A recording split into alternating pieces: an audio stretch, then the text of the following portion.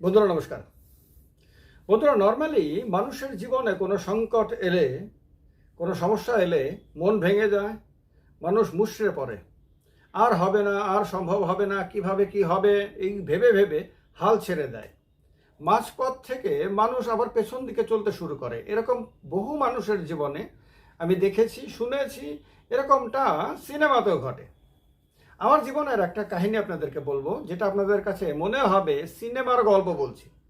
মনে হবে এমনটা সম্ভব, বাস্তবে এরকমটা সম্ভব, এরকমটা হতে পারে, একেবারেই অবিশ্বাস্য মনে হবে। কিন্তু এই কাহিনীটা শুনলে পরে আপনারা বুঝতে পারবেন যে জীবনে কত বড় সংকট এলেও মানুষ আবার ঘুরে দাঁড়াতে পারে, মানুষ সেখান থেকে আবার সঠিক জায়গাতে ফিরে আসতে পারে। আমি তখন দৈনিক সংবাদ পত্রিকার সাংবাদিক। আমি আগরতলা থেকে অনেক দূরে ধর্মনগর নামে একটা শহরে আমি তখন থাকি। সেখানে পত্রিকার অফিস কাম রেসিডেন্স ছিল একটা বিল্ডিংয়ের দোতলায়। সেখানে আমি থাকতাম। সেখানে থাকার সময়েই আমি একটা মোটরসাইকেল কিনি, বাইক কিনি। বাইকটা খুব ভালো করে চালানো শেখার আগেই আমি বাইক নিয়ে রাস্তায় ঘোরাঘুরি শুরু করি। যদি আমার লাইসেন্স ছিল, লাইসেন্স নিয়েই একদিন বিকেলবেলায় প্রায় আমার মনে হয় 3টে সাড়ে 3টের সময় আমি আমার অফিস থেকে রওনা দিই। পাহাড়ে যাব, একটা পাহাড়ি এলাকা, আপনার জনজাতি অধ্যুষিত এলাকা। সেখানে যাব, সেখানে গিয়ে মানুষের সঙ্গে কথাবার্তা বলবো এবং সেখান থেকে একটা স্টোরি নিয়ে আসবো। তো সেই জন্য বাইক নিয়ে আমি যাত্রা শুরু করি। আমার ধর্মনগর থেকে অনেকটা দূরে আপনার জাতীয় সড়কের পাশে, মানে পানিসাগর রোডে আর কি, যারা ওইদিকে গেছেন তারা জানেন, পানিসাগর রোডের কাছাকাছি আপনার একটা পাহাড়ের দিকে আমি যাব। এবারে জাতীয় সড়ক থেকে আমি পাহাড়ের জন্য যে গলিটা সেটা দিয়ে ঢুকে পড়ি। আমি যাচ্ছি, এরপরে পাহাড়ে উঠতে শুরু করলাম।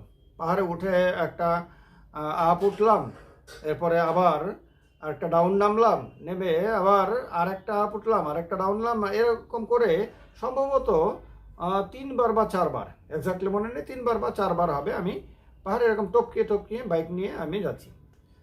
লাস্ট টাইম আমি যখন আবার পাহাড়ে চড়াই করছি, তখন একদম প্রায় খাড়া পাহাড় আর কি, যেতে যেতে আমার বাইকের একদম একদম ওপরে ওঠার একটু আগে আমার গিয়ার চেঞ্জ করতে গিয়ে আমি উল্টোপাল্টা করে ফেলি। ফলে বাইক আর সামনের দিকে এগোচ্ছে না। এবার পেছনের দিকে একদম ডাউন, মানে সামনে যদি উঠতে না পারি বাইক এখানে থামানো সম্ভব না, কোনো অবস্থাতেই সম্ভব না। একদম এরকম ঢালু অবস্থা, আর পেছন দিকে দেওয়া মানে নিশ্চিতভাবে মৃত্যু। সেই রকম একটা অবস্থাতে আমি আপ্রাণ চেষ্টা করছি বাইকটাকে, গিয়ারটাকে ঠিক করে সামনের দিকে নিতে, কিন্তু কোনোভাবেই আর সম্ভব হলো না। এরপরে বাইকটাকে আমি থামানোর জন্য চেষ্টা করলাম, কিন্তু বাইক তো থামানো মানে আমি বাইক থেকে নেমে যাব এরকম চেষ্টা করলাম, তাও সম্ভব হয়নি। বাইক ধীরে ধীরে নিচের দিকে, পেছন দিকে গড়াতে শুরু করে। এরপর গড়াতে আমি অসহায়, তখন আমার আর কিছু করার নাই। তখন আমি বাইকে বসে আছি, বাইক নিচের দিকে। এই করতে করতে ওই দুটো চড়াইয়ের মাঝখানে যে কিছুটা জায়গা, এইখানে এসে বাইকটা দ্রম দিয়ে বাইকটা পড়লো। বাইকটা একদিকে, আমি আর একদিকে, মানে একদম ছিটকে পড়লাম আর কি। বাইকও ছিটকে পড়লো, আমিও ছিটকে পড়লাম।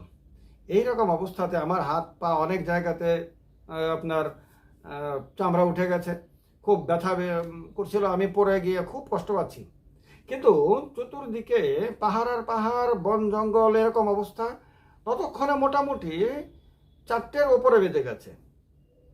আর গ্রামীণ এলাকায়, পাহাড়ি এলাকায় আপনার এরকম সময়ে মোটামুটি সন্ধ্যা কিন্তু খুব তাড়াতাড়ি নেমে আসে, কারণ গাছপালার কারণে সূর্য তো খুব একটা দেখা যায় না। তো অনেকটাই সন্ধ্যার কাছাকাছি হয়ে যাচ্ছে তখন। এরকম একটা অবস্থাতে আমার এই দুর্গতি।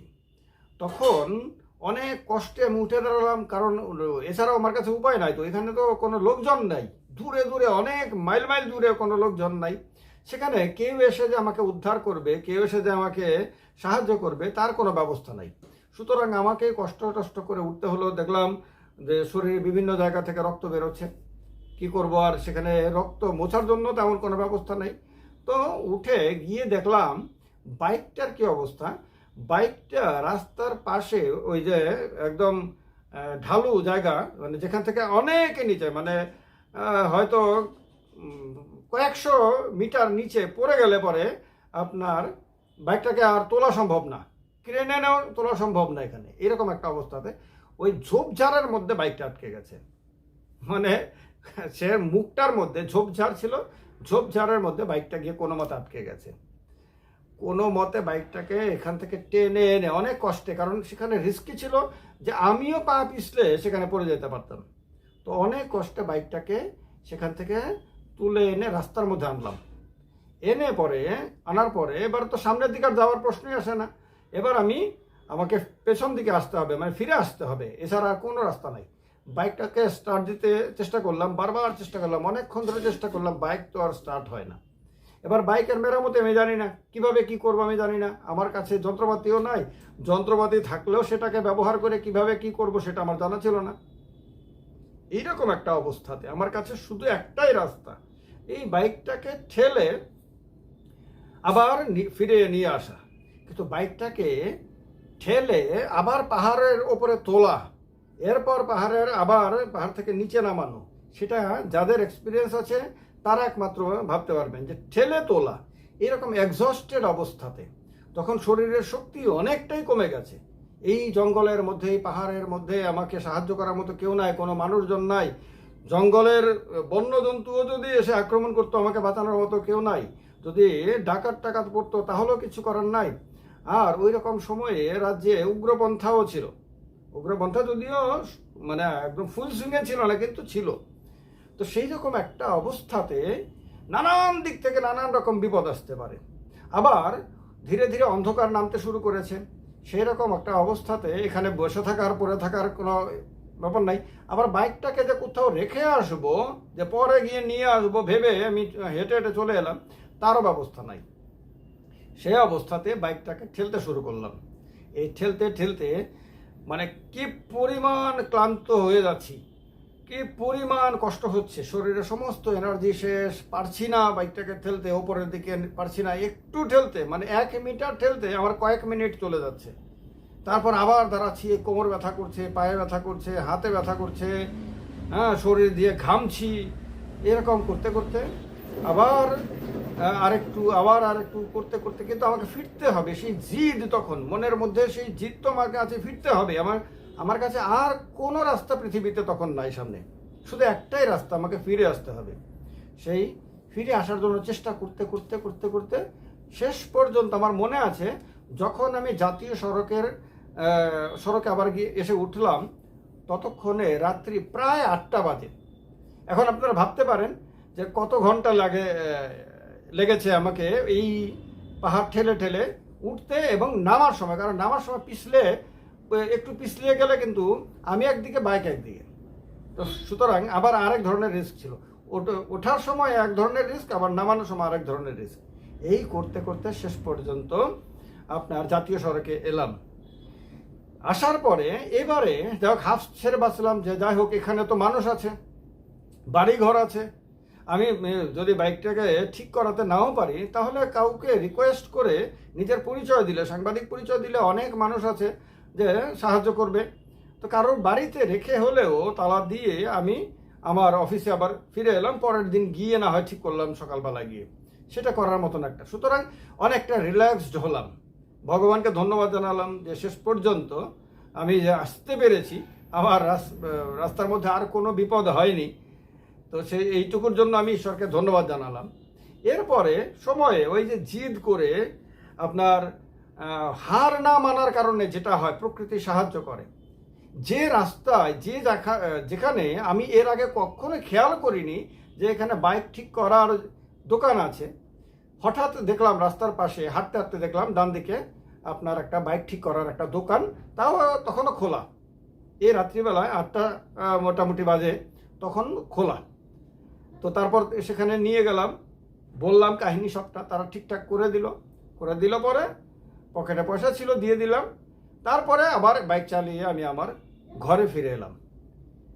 এই রাতটা, এই অভিজ্ঞতাটা সারা জীবনে আমি কোনো দিন ভুলতে পারবো না। কিন্তু এইটা আমার জীবনে একটা বিরাট বড় আশীর্বাদের মতন হয়েছে।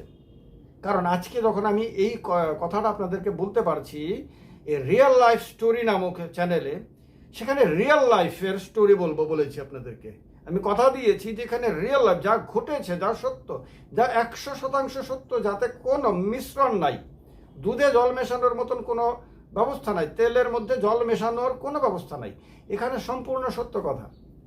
তখন আমার কাছে এই অভিজ্ঞতাটা মনে হয়েছে এটা কোনোভাবে মিস করা যাবে না, এটা বলতেই হবে। কারণ হলো, ছোট ছোট ঘটনাতে আমি বহু মানুষকে দেখেছি হতাশ হয়ে পড়ে যেতে, হতাশ হয়ে থেমে যেতে, আর সম্ভব না, এখন আর কিচ্ছু করার নাই, এরকম। আমার কাছে বহু মানুষ, জীবনে বহু মানুষ এসেছে যারা শুধু হতাশার কাহিনী শুনিয়েছে, ছোট্ট ছোট্ট চ্যালেঞ্জ সামনে এলে পরেই ফ্ল্যাট হয়ে গেছে। সেই জায়গাতে আপনার এই কয়েকটা পাহাড় পেরিয়ে গিয়ে এইরকম বিপদের মধ্যে পড়ে, তাও প্রায় সন্ধেবেলায়, যেখানে কোনো লোকজন নাই, যেখানে আর সামনের দিকে যাওয়ার মতন কোনো ব্যবস্থা নেই, পেছন দিকে ফেরা ছাড়া, সেখানে আর কোনো বিকল্প ব্যবস্থা নাই, সেখানে যে কোনো সময় মৃত্যু পর্যন্ত হতে পারত। উগ্রপন্থীদের হাতে কিডন্যাপ হওয়ার ভয় ছিল, নানান রকম সংকট ছিল। সেই সমস্ত সংকটের মুখে দাঁড়িয়ে আমি কিন্তু হার মানিনি, আমি কিন্তু সেখানে বসে বসে কাঁদিনি, সেখানে কিন্তু ভগবানকেও দোষ দিইনি, নিজের ভাগ্যকেও দোষ দিইনি, আমি পারবো না এটাও ভাবিনি। আমাকে ফিরতেই হবে, আমাকে পারতেই হবে, আমার কাছে আর কোনো রাস্তা নাই, আমাকে এই অবস্থা থেকে বেরোতেই হবে। শুধু সেই একটা জিদ নিজের মনের মধ্যে সেই সময়ে আমি তৈরি করেছি, এবং পারবই, ফিরবই, সেটা বারবার নিজেকে বুঝিয়েছি। যতবার আমি ক্লান্ত হয়ে গেছি, একটু ঠেলেই আমি ক্লান্ত হয়ে গেছি, আবার নিজেকেই নিজে বুঝিয়েছি আমার কাছে আর কোনো রাস্তা নাই, আমাকে সামনের দিকে যেতেই হবে। মানে পেছন দিকে বলতে এবার তো সামনের দিকে, যখন আমি ফিরতে শুরু করলাম এখন তো সামনের দিকে, আমাকে যেতেই হবে এবং আমি যাবই। এই জিদের কারণে, এই কমিটমেন্টের কারণে ঈশ্বর আমাকে সাহায্য করেছে, প্রকৃতি আমাকে সাহায্য করেছে, টোটাল ইউনিভার্স আমাকে সাহায্য করেছে, এবং শেষ পর্যন্ত সেই বিপদের হাত থেকে আমি রক্ষা পেয়েছি, ফিরে এসেছি। আজকে সেই কাহিনী আপনাদেরকে শোনালাম। আপনাদের যদি প্রেরণা যোগাতে পারে এই কাহিনী, আপনাদের যদি মোটিভেট করতে পারে, যদি এটা মোটিভেশনাল স্টোরি হিসেবে মনে হয়, তাহলে এই কাহিনীটা অন্যদেরকেও শোনাবেন, এটাকে শেয়ার করবেন ম্যাক্সিমাম মানুষকে। তাহলে মানুষ তার জীবনে বিভিন্ন ধরনের চ্যালেঞ্জ এলে তার কি করার আছে সেটা সে বুঝতে পারবে। যার চোখের সামনে কোনো আশা নেই, আশার আলো নেই, যে মনে করছে একটু একটু সমস্যা হলে সমস্ত চতুর্দিকে শুধু অন্ধকার আর অন্ধকার দেখে, সে তখন আলোর দিশা খুঁজে পাবে। ভালো থাকবেন সবাই, নমস্কার।